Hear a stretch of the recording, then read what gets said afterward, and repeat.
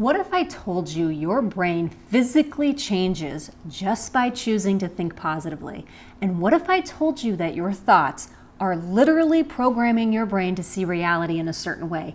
And what if the reason you're sabotaging your own success is because your brain is wired to look for the worst possible outcome? Don't worry, because in this video, I'm going to show you exactly how to reprogram your subconscious mind to think more positively. And yes, there's science to back it up.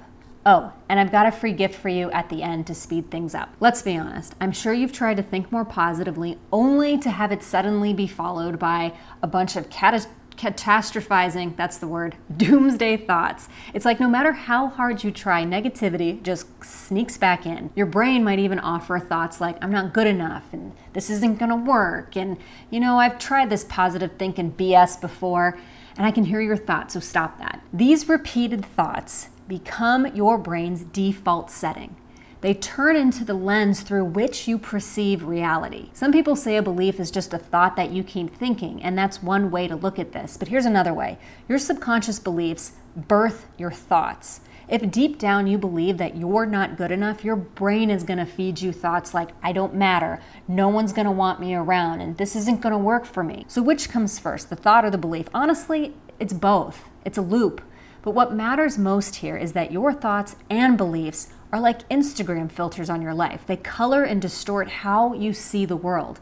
If someone believes they're unworthy, they're more likely to subconsciously attract partners who cheat on them. They'll most likely miss big opportunities, or they'll probably give up on their dreams the moment things get tough, or worse, not even take action on their dreams at all. So if this is happening to you, you are not alone and you are not broken. And the best news is that you can reprogram all of this. Thanks to neuroplasticity, your brain has the ability to reshape itself through repetition. I'm gonna geek out for a little second because there's some science here that's actually pretty cool. First things first is we gotta understand that the brain has a built-in negativity bias. This means it naturally is going to focus and remember and react more strongly to negative experiences than positive ones. You could get probably 10 compliments and one rude one, and the one rude comment is the one that your brain obsesses over. Yep, it focuses on the insult, but why? Neuroimaging shows that the amygdala, this is your brain's fear center, lights up for negative stimuli. Negative events are processed more deeply and stored longer, especially when tied to fear, shame, and rejection. The more you focus on what's wrong, the more your brain strengthens that pathway. And eventually, that becomes your default setting. Did you know that your brain's #1 job is to keep you safe? And this is one of the ways that it's evolved to do that. And this is what we're all working with. So what can we do about this? Step 1 is to just have awareness. You want to catch the negative thoughts and override them,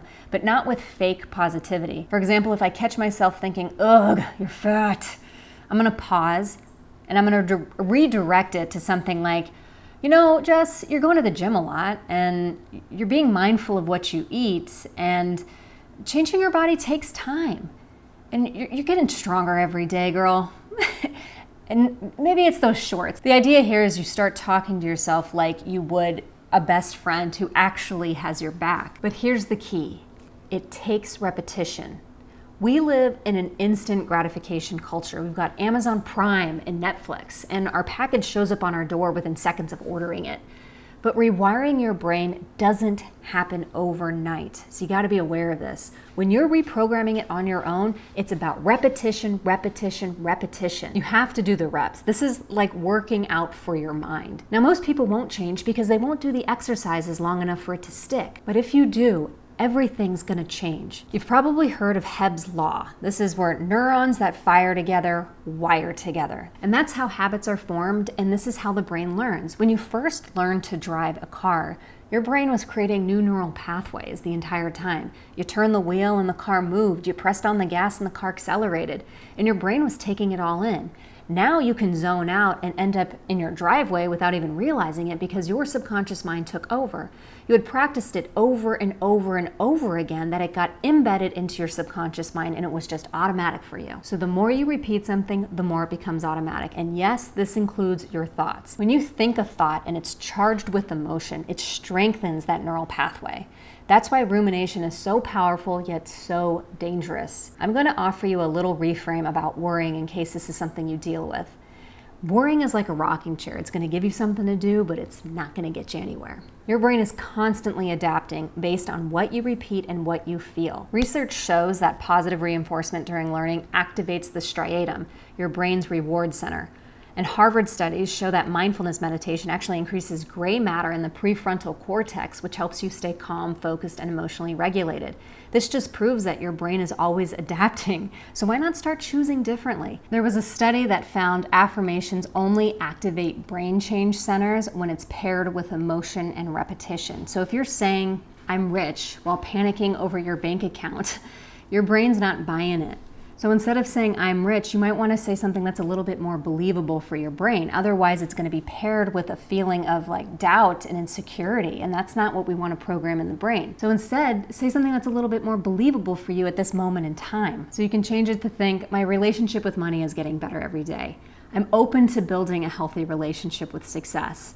I'm learning something new about money every day." And this feels different, right? Because your brain can actually believe it. But every time you replay that old failure-based story, you're reinforcing the negative.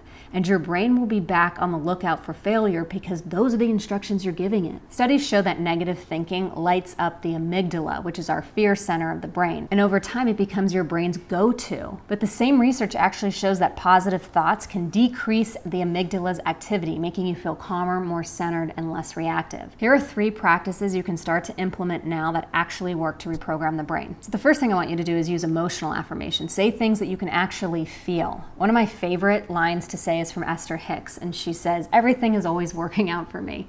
And this sentence actually lights me up inside and makes me excited. And anytime I feel like things are not going my way, I just repeat that line to myself and say, "Everything is always working out for me."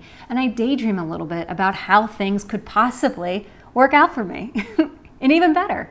And another line I like to use is, "How can it get any better than this?" Not that I'm not grateful for what I have, I'm just kind of opening it up to the universe to invite in other ways that it could get even better. Just remember that emotion plus repetition equals reprogramming the brain. Second thing I want you to do is I want you to make a gratitude list. When you first wake up, your brain is in a theta state, a super programmable state. Now this is the time when I want you to write down 10 things that you're grateful for before you even pick up your phone. When we do this, it boosts dopamine and rewires our emotional regulation circuits. Do this every day. Remember, it's about repetition. And here's a pro tip: when you're feeling down or low, you go back and you read your gratitude list. Now the third thing you can do is listen to a hypnosis right when you wake up in the morning and right before you go to bed. And this is actually my gift to you. In the description down below, I've created a hypnosis for you to help you reprogram your subconscious mind to think more positively. Listen to this right when you wake up in the morning and then right before you go to bed, because your brain is in that theta state, that really highly programmable state. These are the best times to reprogram your subconscious mind because your conscious mind is groggy and out of the way, so we can get right to the subconscious. And trust me when I say this, repetition is the magic here. Let me say this clearly. You are not broken. You are not a negative person. You've just been running mental software that was installed by your past, maybe by your environment, maybe even your ancestors. But you have the power to change your brain with the thoughts you choose and the actions you repeat. Every time you choose a new thought, you cast a vote for the version of you that you are becoming. I want you to drop into the comments and lock this into your subconscious that I am choosing to think positively every day. And follow me if you're ready to eliminate subconscious self-sabotage.